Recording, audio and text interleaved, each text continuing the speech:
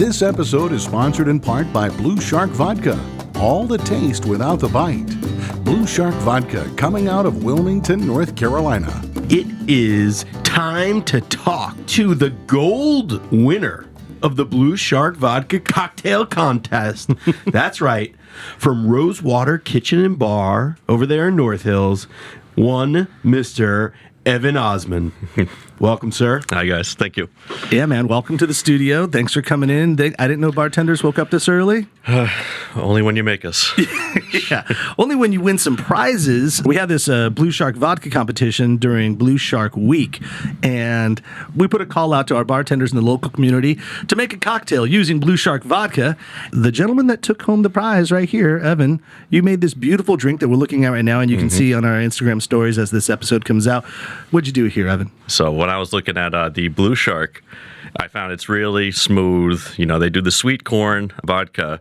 So that kind of prompted me. I wanted to do my own little sweet corn themed cocktail too. I do a little oil sugar syrup in there, like an oleosaccharum, just like a nice little sorbet, almost you get out of the grocery store aisle, like an orange lemon sorbet, and a little blanc vermouth. And then on top, the idea was to have a sweet corn foam, sort of like the sea froth, I call it the Red Sea foam. The foam goes down into the drink once you take a sip of it, and then it changes the color. Exactly. It's blood in the water kind of thing. Exactly, Yeah. Yep. That's super creative, man. Yeah. So, Evan, is this cocktail still available on the menu there for now? If someone wants to come in, I can definitely make it. yeah. While Nice. supplies last, I should say.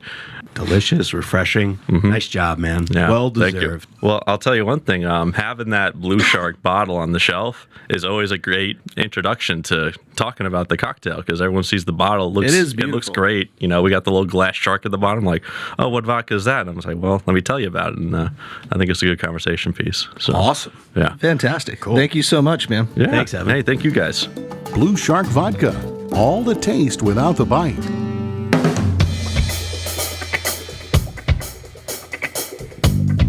Thank you for downloading, subscribing, and telling your friends about the North Carolina Food and Beverage Podcast. Coming to you from the Kitchen Studios in downtown Raleigh. And now, it's Max Trujillo and Matthew Weiss. Hello, and thank you for listening to the North Carolina Food and Beverage Podcast. I am your co-host, Max Trujillo. And I am your co-host, Matthew Weiss. And today, we are honoring the 20th anniversary of 9/11 and what happened there in the Twin Towers in New York City specifically. We know it affected a lot of you, but to help us talk about how it affects all of us and the food and beverage industry is a great friend of the show, a 3-time guest, a 1-time co-host of the show, brewer, restaurateur, and now author, Ms. Inez Rubistello. Thank you, Matthew. You can change that brewer to drinker. Brewer. But Yeah. Well, thank you for coming into the studios, the new beautiful studios that we have here, recently remodeled and updated here at the kitchen. More than happy to have you on. Sad to have you on for the content of what we were about to discuss, but we found out you wrote a book. You wrote a book, Life After Windows. It's your memoir to the experiences that you had pre-post 9/11. For any of our longtime listeners, you may have heard some of this content on the first episode that Inez was on, and this was back in the day when we were doing it out of the basement of my house, and my kids are like running wild in the background or so.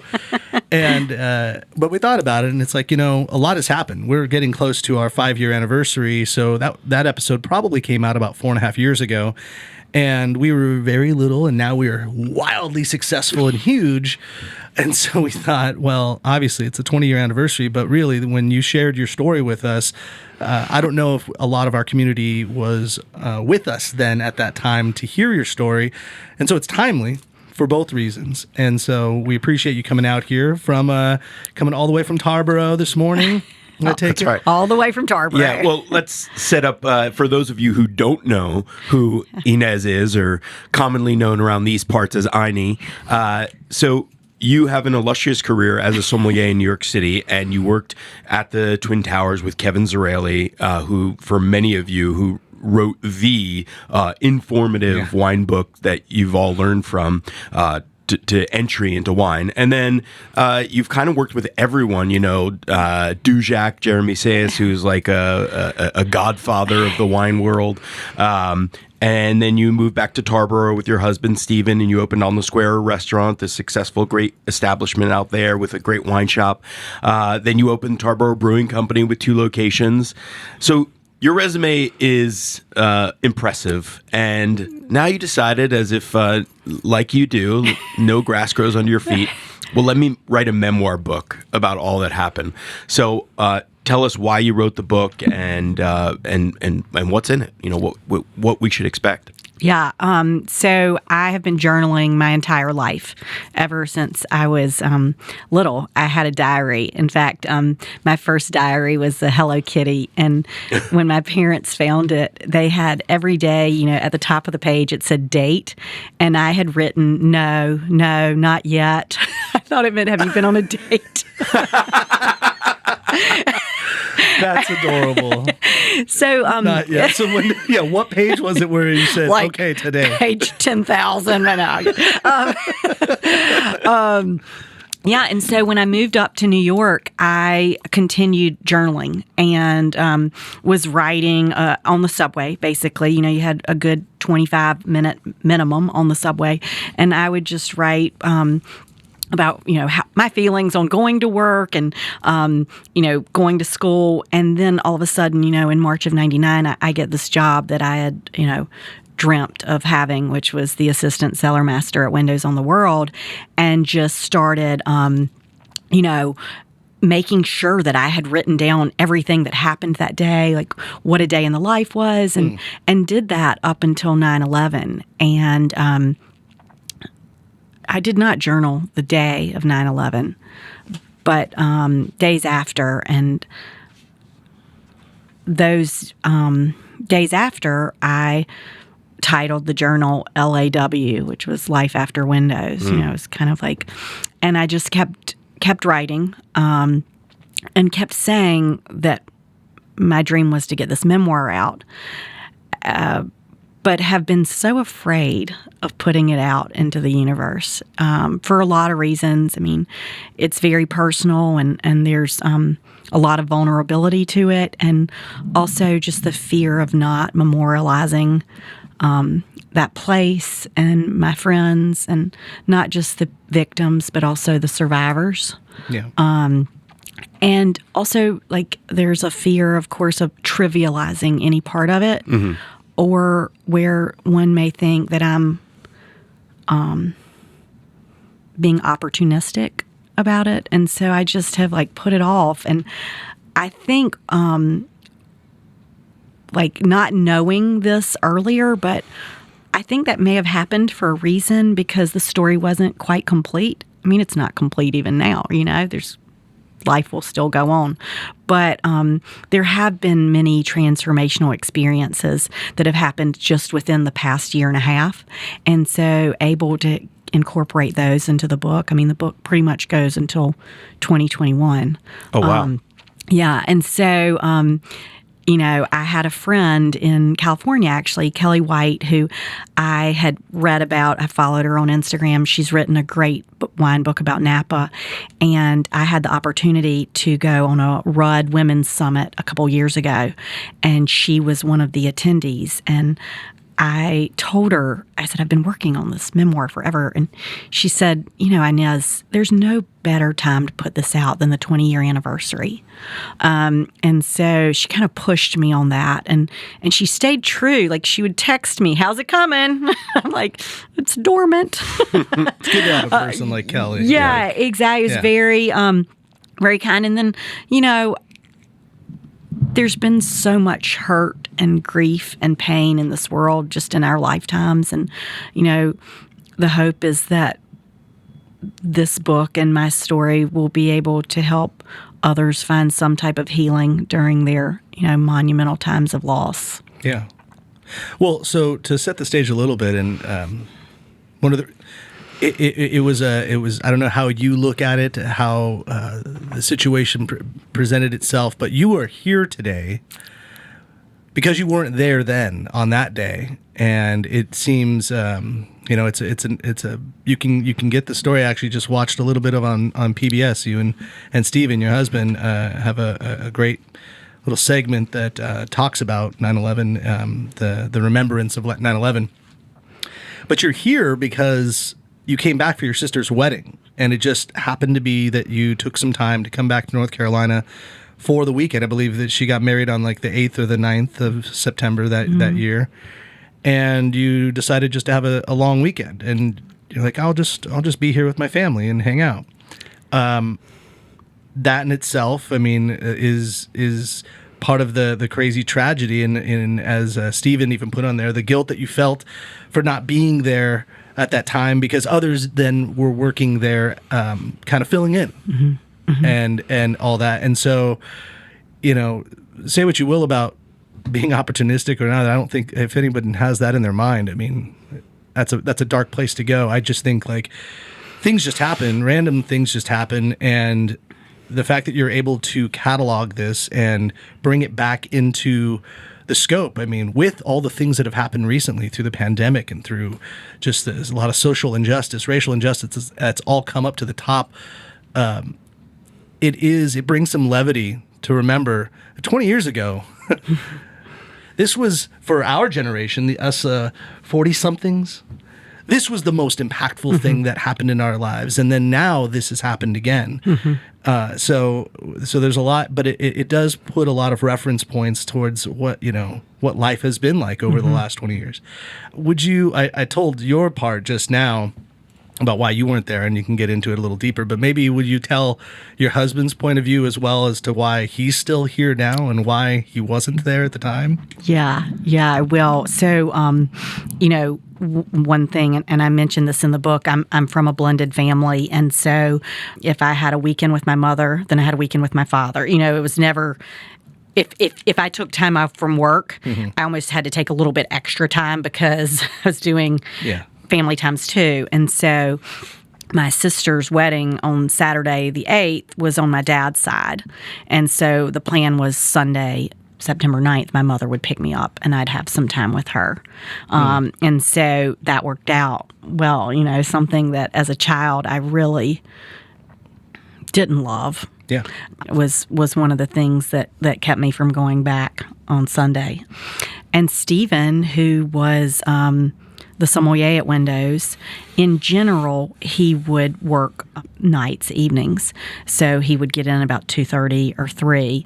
But on this particular day, he was covering for me because we taught a wine class on Tuesdays at noon. So he was due in at noon.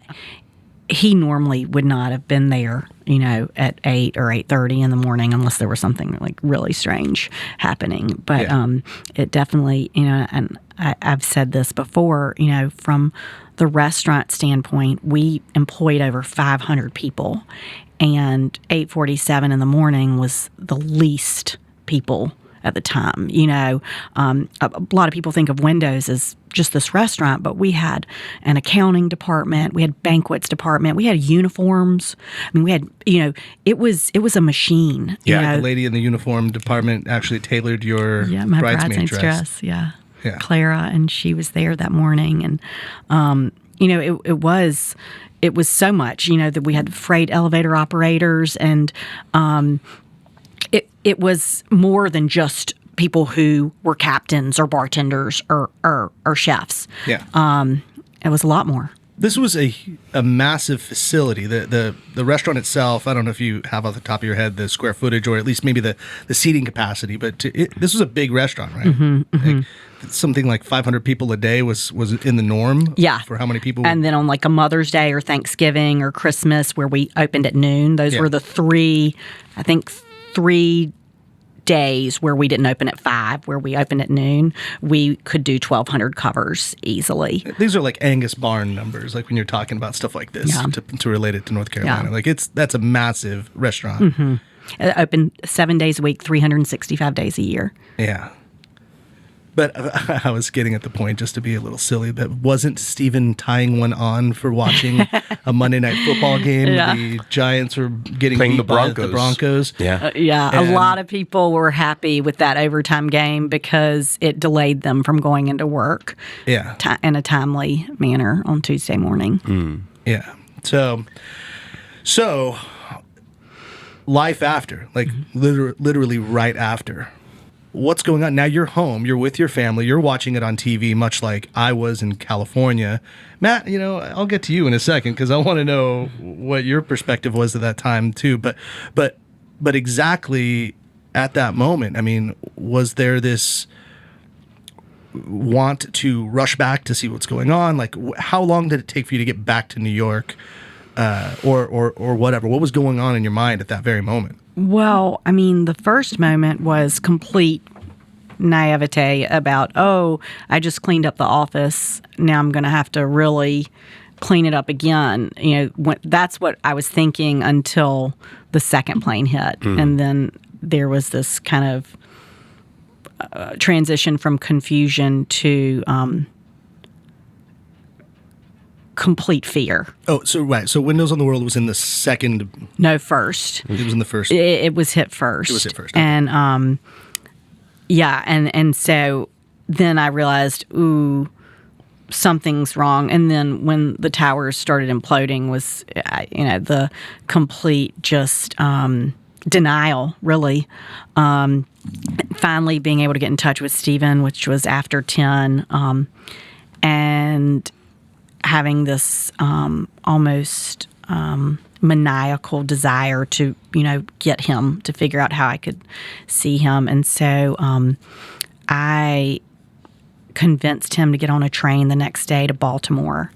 And then I told my mother we were driving to Baltimore. My mother would not let me out of her sight. I said, I'm going to drive to New York. No, you're not. And then I'm going to drive to Baltimore. No, you're not. And I said, well, we're going to Baltimore to get Stephen. And so we drove up to Baltimore on the 12th. And, this is the time there's cell phones. I don't think I had a cell phone. I think my mother had a cell phone. I had a pager. Yeah. And my pager on 9/11, which was a Windows pager, was just going crazy. But then I couldn't call people back. Right. Because it was a busy signal. And this is also the time of 411, right? So people in New York are remembering Tarboro, calling 411 and saying Holderness.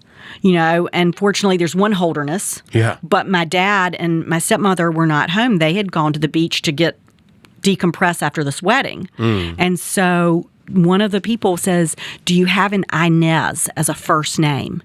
And lo and behold, my grandmother was Inez Simmons. And there's one Inez Simmons in Tarboro. One Inez in Tarboro. I mean, what are the chances?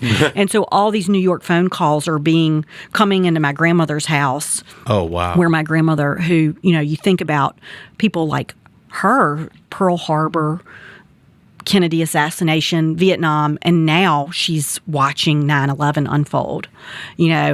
I can't stop thinking about what that must have been like for her.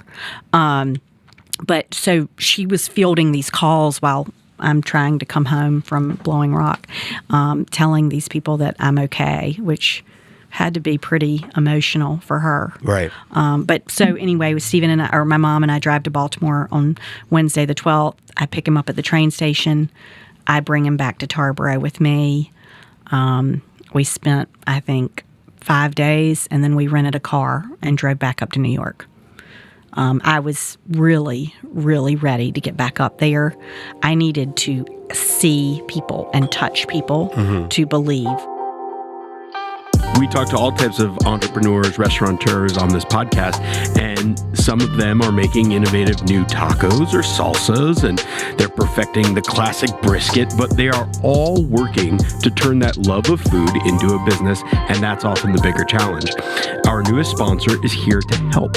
Spot On works with popular local restaurants like the Ruddy Duck Tavern and the Village Market in eastern North Carolina, getting them set up with new technology they need to stay competitive in this industry. It's the kind of tech that the chain down the street is already using, but made specifically for you, such as a cloud-based point-of-sale system that not only takes orders and payments, but also ties in online ordering to takeout and delivery. Then it breaks down all the data so you can tweak your menu or set your staff schedule. From fine dining to food trucks, Spot On's integrated restaurant management system can help make running a restaurant less stressful and more successful.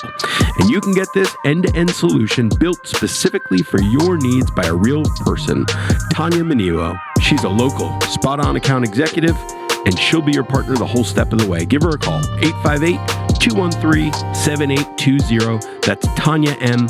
at spoton.com. Your house is probably the most valuable asset you own. But think about it. How much time do you spend taking care of it day to day? Enter Exhale, where you get a dedicated home manager who takes the time to understand your home's unique needs and ensures cleaning, maintenance, and inspections are taken care of. And if you need help with repair or improvement, Exhale will handle that too. Visit exhaleathome.com to learn more and book a consultation. We'll take it from here. Triangle Wine Company, locally owned and operated. Triangle Wine Company is committed to creating the best shopping experience in fine wine and craft beer. Hi, this is Nikki with Triangle Wine Company. Wanted to let you know we have an upcoming farm-to-table wine dinner at our Cary location on September the 15th from 6:30 to 8:30. Tickets are $65 per person. Get all the details and your tickets at trianglewineco.com. There was a few days where you couldn't even get into the city. I mean, unless you were a doctor or an EMT or something like that. Matt, where were you living during 9/11? I was living in Los Angeles. Yeah, okay. That's right. I remember that. I don't think we knew each other at that point. No, I was living in Hollywood, actually. And, I remember that morning I did have a cell phone, but I still had an answering machine. And a buddy of mine who had moved from LA back to New York, who I went to high school with, he was calling me, and I only woke up because, in LA, you're 3 hours back, and leaving a voice message on my answering machine, and I could hear him saying, "Weiss, wake up! Weiss, wake up! Wake up!" I remember him telling me, and then just frantically trying to get in touch with my family, which I couldn't for a couple hours. Thank God everyone was okay, but they wouldn't have had a reason to be down there. But it was impossible to call people. Like, cell phones just weren't working. Right, all the towers, that if you had a cell phone, the towers were not working. No, it was a pretty crazy time. Yeah, I actually was going back to college at that time. I had been in and out of college, not completely finished with anything, and I had decided to go back to school for business and for music. And I had a music class that naturally, everything was closed, and I had everything was canceled. All the classes were canceled. But I remember we had a night class. There was a music class, and I just went to the school just in case. And I think it was I just wanted to play. I just wanted to play music and just do something. And there, the posting on the wall that the teacher had put up that said, tonight's class has been canceled. And I looked at these guys. I'm like, what are you doing? They're like, nothing, man. I don't know. I'm like, I want to just play music. And they're like, yeah, me too.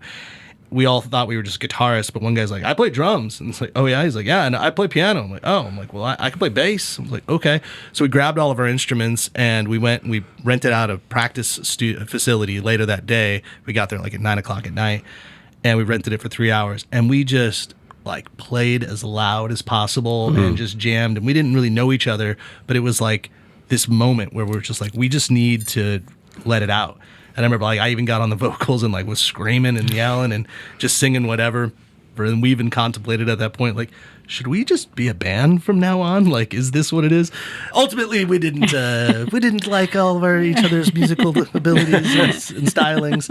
We didn't do that. It was a good cathartic moment. It was very cathartic. Yeah. I just have to think about it as Max gets ready to do the pour over, because we need some coffee at this moment and talk. But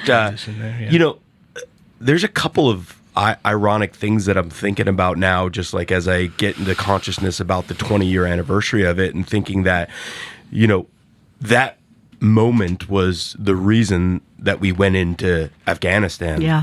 And now 20 years later, we're finally getting out of Afghanistan. And on a much, much less scale, but just I completely remember I was at the gym the night before and watching the Giants-Broncos game, completely and utterly dissatisfied. But the irony that the because I looked at the schedule this year of the New York Giants, and they're opening up against the Broncos this year, which is so weird because the Giants almost always play somebody in division, like usually the Cowboys is their opening game. And now I'm wondering, I'm like, oh, I wonder if that's something intentional because it's such a weird opener for them. So, well, I hope for your sake that the Giants kick the crap out of the Broncos, but that's mainly because I'm a Raider fan. Right. Yeah, that would be nice. But I haven't read the book. I mean, we haven't been previewed too much. So, are there these like coincidences that you mention, or is it just anecdotal? You're journaling. I mean, how does the book work, so to speak? It's wild, actually. I've said if you have ADD or ADHD, you're going to love this book. Written by a fellow ADHDer. I mean, it's the first part, like talking about how I got to Windows, is very storytelling, and then it does a little bit of a hard stop on September 11th, which is just like bullet points almost, like. It's actually just how I was feeling. And then it goes back into a little bit of storytelling. Okay. And then it's more like essays. And, you know, I think about, I was actually thinking about this, like, what is sadness? And one of my definitions is the void of laughter. And you just can't find a way to laugh anymore. And I felt like that was in my life, and I speak to this. I've always tried to use laughter to combat sadness. You know, as a child, when my parents were splitting up, and my sister or my dad or my mom was sad, my whole thing was I got to make them happy, and I've got to be happy. Yeah, and I kind of did that my whole life as this effort to never be sad, and that's obviously can only work for so long. And then September 11th happened, and that's when I transitioned to there was no laughter for me, and I this is what happened. This is the kind of like the chronological order of getting back to some form of laughter. And, for me, certainly my daughter was born on September 12th, 2004. And that was just a big, big moment. Like, that's a coincidence, right? Whether I actually name it as a coincidence, I don't know. I rarely know the coincidences until somebody's telling them to me. Yeah, and then it's... as y'all were talking about sports, I think about this, and it's not in the book, but my husband is a diehard Yankees fan. And we had the Yankees for, the end of September and October. And when they lost in the World Series to Arizona, we were at that game. And I remember that was when the first time I saw Stephen just sob big alligator tears. And it was like we just needed something. And that was the one thing that was kind of giving him little solace or happiness. Yeah.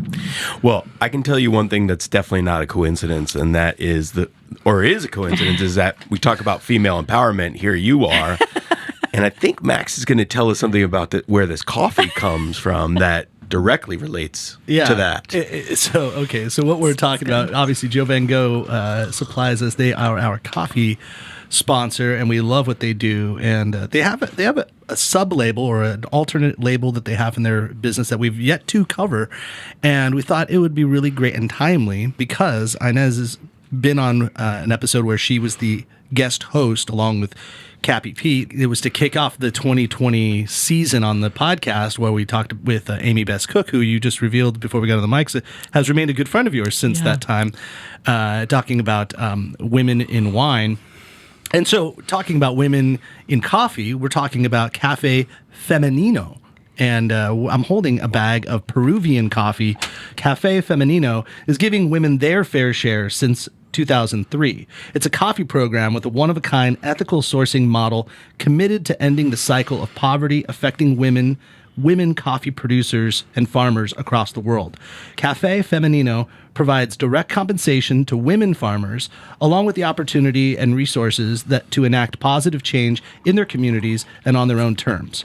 So if you want to learn more, you can visit Café Femenino, that's Cafe, C-A-F-E, Femenino.com, or click the link in our show notes, but it all is connected to Joe Van Gogh Coffee, where you can obviously get their coffee at any of their locations, both up in Hillsborough, Durham, Raleigh, or you can get wholesale for your shop as well. Just hit them up at joevangoghcoffee.com. But let's have a little taste. It's delicious. Isn't it amazing? I'm already tasting. This is a Peruvian blend, right? All the this is essentially a co-op for female coffee makers in Peru. Yeah, like who knew, right? And that's pretty amazing. Pretty cool that they're able to do that. And it also, I love that you shared that with us about you and Amy, that you connected and talking about wine when we said, well, we got to have Amy Best Cook on the show to talk about women and women empowerment with wine culture, but what are these two dudes going to be on the show for? Like, let's have women that actually know something about wine discuss the wine with them. So both Cappy and yourself, Inez, let's not gloss over the fact that this crazy tragedy happened and 9/11 and all this, but you were there because you're a wine badass. You had this job, and you had this job at a really young age. Mm-hmm. You started in 99, you said? I did. I don't want to out you how old you are, but you were a child when you went there. You were early 20s when you got that job. And that's a job that, I mean, even the people that worked under you were like 10, 15 years older than you. Yeah. And people that aspire to have jobs like that in New York, they spend their whole careers to just get there. I mean, Matt's still trying to get there. He's not even close. One day. But I mean, I'll tell you a funny story. Yes, please. So I started in March of 99 and I was 22 and my birthday's April 10th. And on April 10th of 99, Andrea Emmer Robinson, she was the outgoing beverage director. And so she had this very special wine tasting education class on a Saturday. I was included, and I said, I have to leave a little early because it's my birthday and my roommates have planned a little get-together. And she said, oh, how old are you going to be? And I said, I'm going to be 23. And she went, bitch. I was like, Andrea Emmer just called me a bitch. Right. Yeah, I mean, wear that as a badge. Like, I mean, seriously, how did you, I gotta ask this, how did you even know you wanted to do that at such a ripe young age? Because I was into the beverage industry. I got hired as a bartender at Wolfgang Puck on my 21st birthday.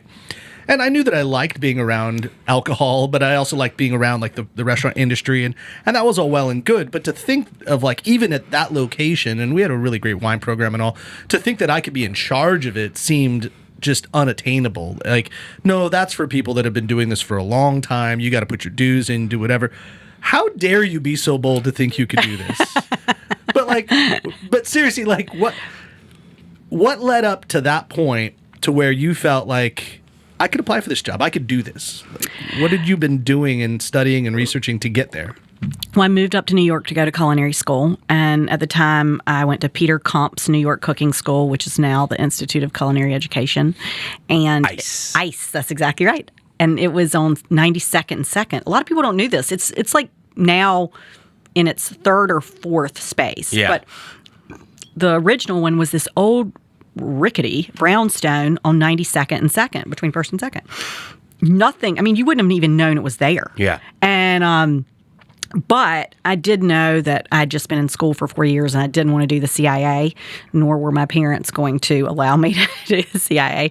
And I knew I wanted to be in Manhattan. And so that's the one. It was either between that or French Culinary. And I don't know why I chose Peter Komp's, but again, coincidence, because when I would take the subway, I would get off at 86 in Lexington, and that is where this beautiful wine shop called Cellars, Cellars, and every afternoon on my way home, I would stop in Cellars, and every wine in the shop was It was a beautiful, sleek, very clean shop.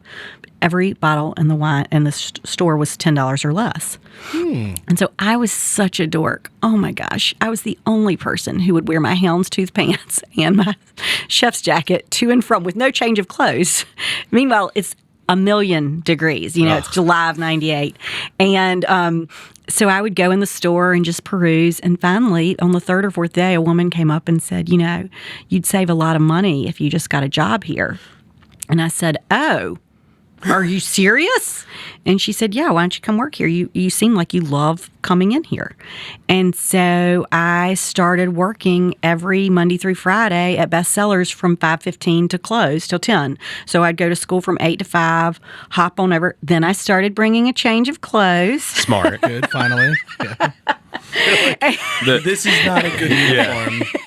And I was loving school, loving the cooking part of it, really loving the wine part of it. And then in August, late August, the New York Times did a feature in their dining out section on Andrea Emmer, a master sommelier and beverage director at Windows on the World. And I read it and I thought, oh, you can have a job in wine. I didn't know you could have a job in wine. And so I cold called her and she answered. And I said, I am reading about you and I want to do what you're doing. And she said, well, fax me your resume. Fax me your resume. And, don't quit your wine job, whatever you do. And that was in August. And I waited and waited and waited. And finally, in February, she called and she said, hey, we're opening up a new small wine-centered steakhouse where Cellar in the Sky used to be. It's going to be called Wild Blue, and we need a hostess. And I was like,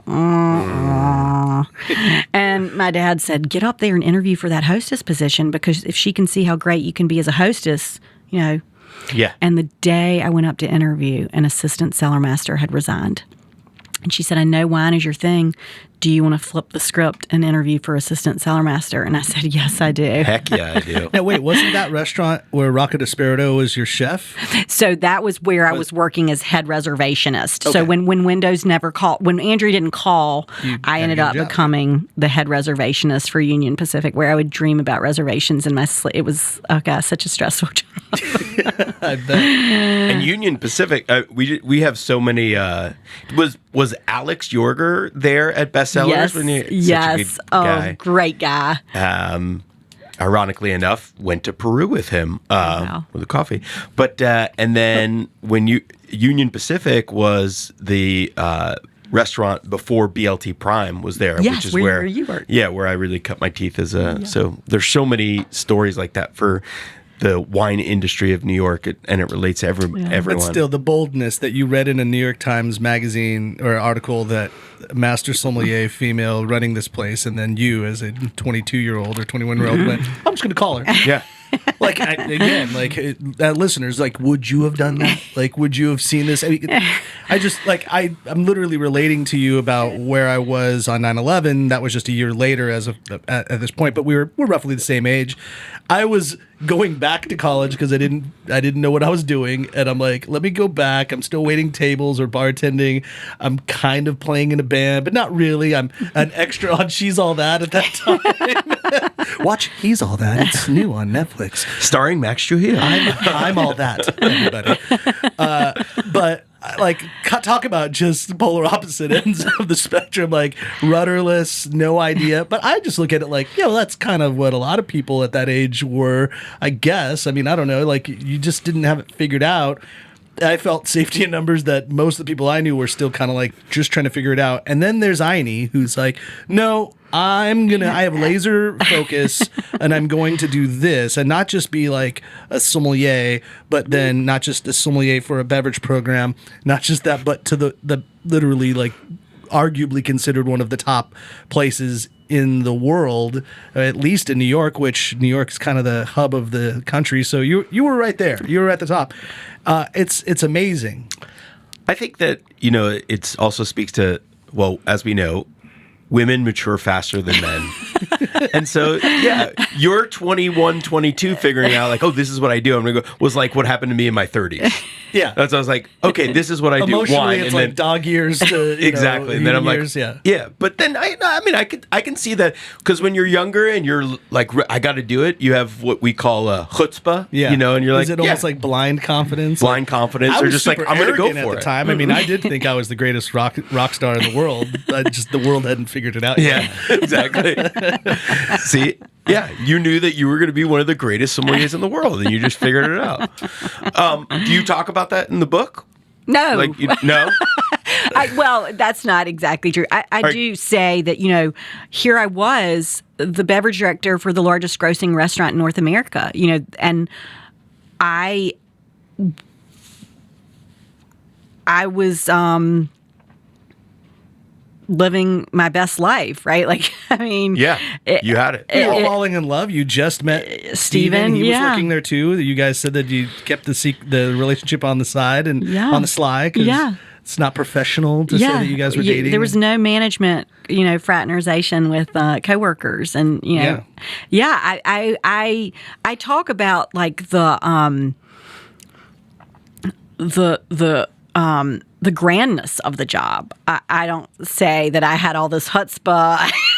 I don't say that. Yeah. It's not in the lexicon of words. Yeah. Apparently, Well, I mean, I don't like Moxie. I feel like I was, I was in the right place at the right time. yeah. And And you had worked hard. I mean, you were working all day at going to school, working at night, doing other jobs. Why did Andrea Immer leave the job?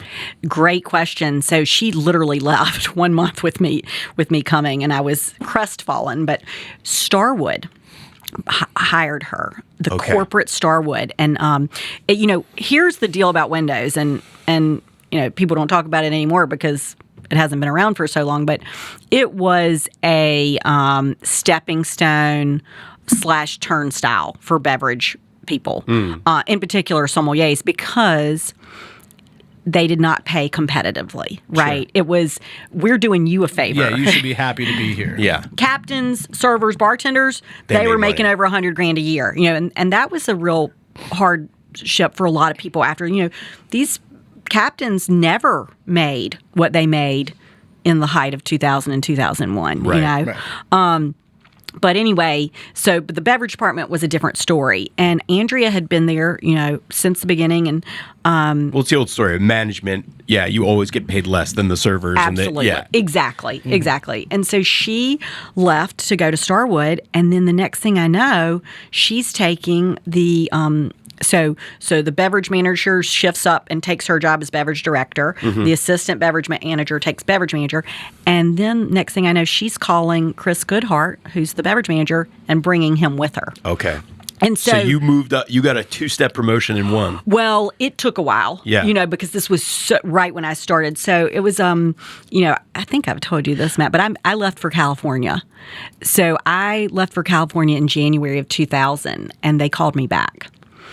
I don't remember that. Wait, so you had been there for like a couple of months as the assistant cellar master from March to December. From March you were to December, gone and you came back. Mm-hmm. I knew that you were gone and you came back, but where'd you go in California? I went to. I lived in Santa Monica, and I worked at 3rd Street Deli as a wine bartender. Mark Ziegler? Yes, and then I used to sell him wine all the time. I actually applied for a job there. I did not get it because I&E got the job instead. Probably. That's so funny. And then I hosted right next door at Remy.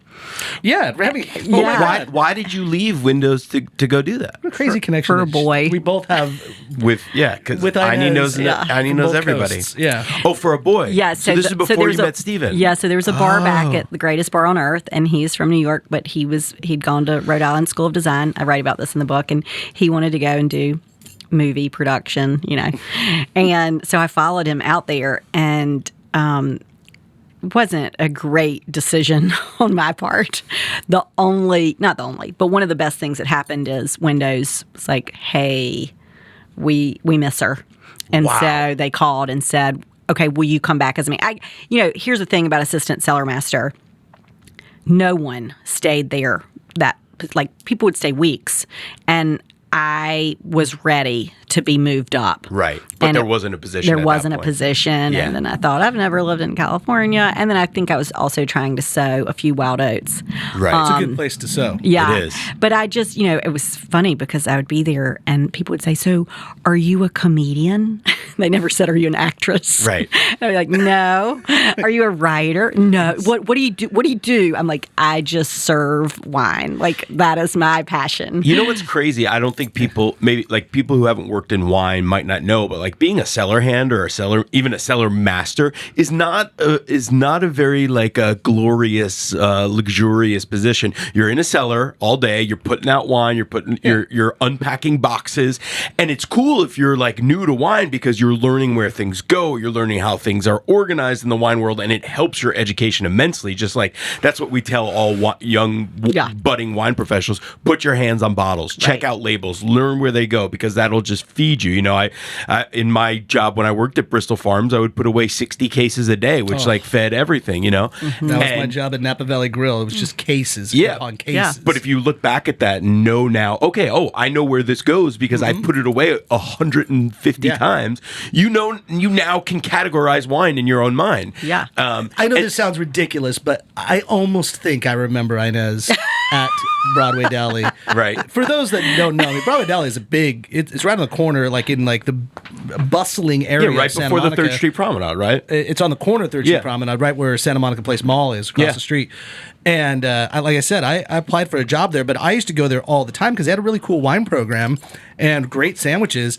But I remember like a cute girl working in the wine spot and just being a dude, red-blooded young American. Hey. I remember there being like a young, pretty girl there, and I was like, oh, okay. And you don't see a lot of women in wine, too, so that was That like, time, especially then. So I swear to you, I think I remember meeting you at the time, but that is such a wild connection so you were brought back.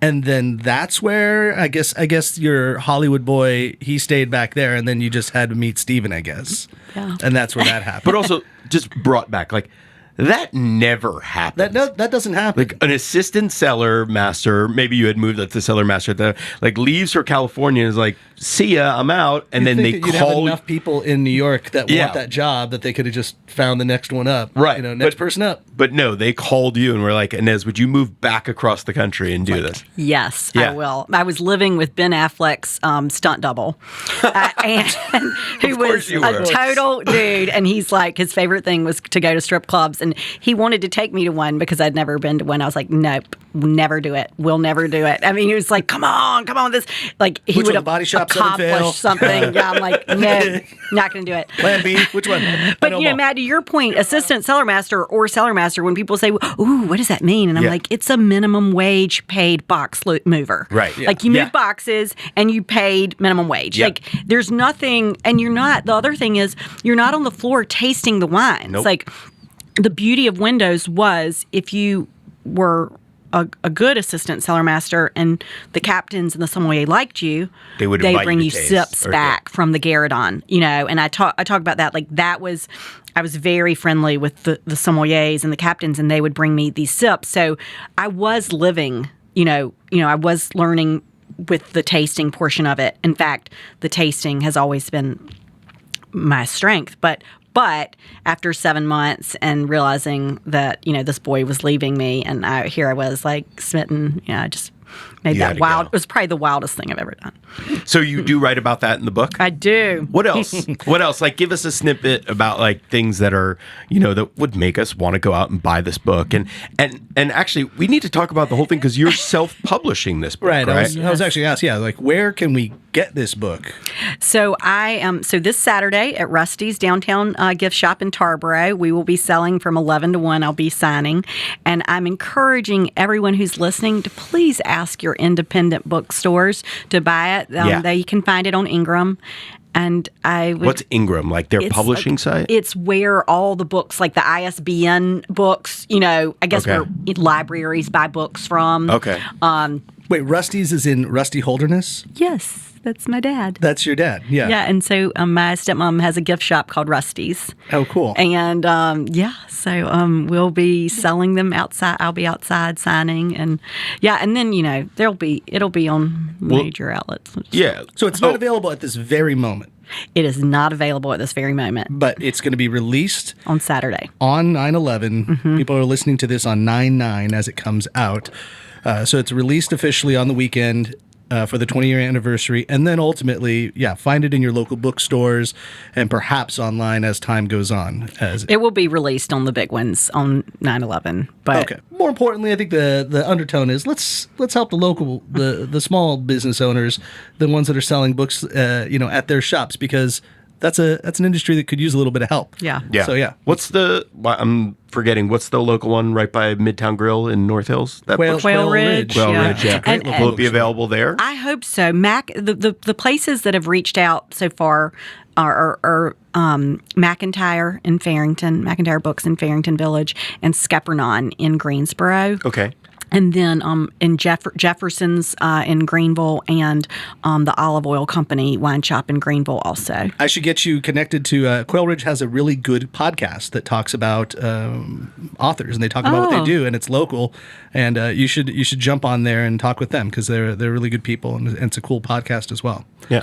So writing the book, did you have a ghostwriter, or did you it was just all your essays, and then did you have to go back and compile them, or what was the process? So this has been the probably the best thing that happened to me. I desperately needed an editor because I had all this writing, pages and pages and pages of writing that I had been looking at for 20 years and was just like at a loss. What do I do with this? Yeah. And so people hooked me up with a couple of editors, and it didn't work out. And finally, my friend Jen Hoverstad, who I think you guys know, from the Forest Firm, the previous sponsor of the podcast. She's amazing. We love her. She said, Annie, why don't you talk to Kim and Penn? I mean, they just had their book come out. And so I called Kim, and Kim said... We're talking about Kim and Penn Holderness. Yes. Penn's my cousin. Your cousin, yeah. And so I said, Kim, what do you think? And she said, well, we didn't do an editor. We did the publisher, but let me ask around. And so she, somebody I think in Michigan, recommended this woman named Sarah Stratton, who owns Redwood Digital Publishing in LA. Okay. And we got on a Zoom call, and I said, look, I love what's written here. I just don't love the composition of it. And she said, send it to me. I'll give you a quote. And she came back and she was like, I can do this easily. I can really help you out. And so lo and behold, I mean, I think it was nothing short of miraculous, taking all these chapters that were not flowing, right? And organizing them and just doing edits, like the grammar in this sentence, or you want to use a different word, and then so she sent that back to me in the form of edits where I could either accept them or say no. And there was some stuff that I was like, no, I like it that way. Right. And there was other stuff that was like, thank you, and she did all that, which was amazing. And now it's kind of cool to see what I sent her and how, I mean, we've been going back and forth numerous times, but finally what has, the final process is pretty unbelievable. Yeah. For people buying this book or wanting to get this book, what do you hope for them to gain from it or take away from the book? I think there are a lot of elements to it. The first is just the process of grieving and then coming to terms with the grief. I will never be the same person that I was before 9/11. Right. It's impossible, right? You'll never be the same person before something that changes you and affects you to your core. But the process of continuing, I think that will be probably the theme that all people can identify with. And then in terms of food and beverage, running a restaurant in a small rural town in eastern North Carolina may not resonate with someone in Raleigh or Charlotte, but it could resonate in someone in rural Iowa or Nebraska that's trying to do the same thing. And then, people don't talk about this, but there's a chapter where, the toll of working with your partner, that there's real burnout. And, my transitioning from On the Square to Tarboro Brewing Company, a lot of people don't know, all that went into that. But certainly that part of it. So, that would be the third theme of working with your partner. And then, the other theme of like taking this entrepreneurship that I have been fortunate enough to have and turning that into activism. And what that activism looks like as a 45-year-old woman in Eastern North Carolina. It's not as popular as it is in downtown Raleigh. Right. Or in New York City. Well, we appreciate it. I mean, obviously, you just said it right there, but as the story continues with you, is that you guys opened On the Square, and you're in Tarboro, and then you opened Tarboro Brewing Company, which we have a separate episode that we've done with you just about that in general. We've even done a podcast from there when we were interviewing the gents from Sanctuary Vineyards, and that was just because you were kind enough to let us have a place to record our podcast just as a regional thing. We're like, oh, we're halfway there. For listeners that love Aini and her story and what she's doing, know that she also gives back and puts a lot out there into the community. You should drink all of her beer that she has. Yes. And you've got a taco shop as well. TBC West Tacos and Tap Room in the Rocky Mount Mills. In Rocky Mount, that's right, which is a really cool spot too. That's, for anyone like in the Triangle, that's a cool day trip to just go out there. There's so many fun things that are in Rocky Mount. But yeah, you have a lot going on. You're doing a lot, and you are giving a lot back to people, being an activist and just a leader by all that you do, which I really appreciate. And coming in here, so and before you get out of here, though, we will give to you a pint of ice cream. Ooh, that has a little bit of alcohol in it. Ooh, yeah. Thank you. Sommeliers from around the world all love a little alcohol in their ice cream. That's a proven fact. It's proof. Ice cream, that is. So think differently about your ice cream and enjoy Proof Alcohol Ice Cream, which has 7% ABV in every pint. And we just got our pumpkin spice flavors. Just in time for fall. Yeah, it just came in here, so we'll give you some of that to take with you and enjoy. And you can obviously get your Proof Alcohol Ice Cream at a lot of different places. I love some big stores, some small stores. The store that we love the most is Triangle Wine Company, because they're a great local shop that helps support the podcast as well, and they feature Proof Alcohol Ice Cream. So when you're buying Proof, get it at Triangle Wine Company and go to trianglewineco.com for more information. Yeah, well, Aini, so great to see you. Thank you for coming in. Tell everybody the name of the book again and where you can get it on Saturday. It's Life After Windows, a memoir, and it will be available at Rusty's in downtown Tarboro, 403 North Main Street, and I'll be signing from 11 a.m. to 1 p.m. All right, well, you heard it, guys. Get Life After Windows. You will read, eat, and drink extremely merrily. Thanks for listening to the NC F&B podcast. And if you've stuck with us this long, review us on iTunes, and remember, 5 stars are encouraged.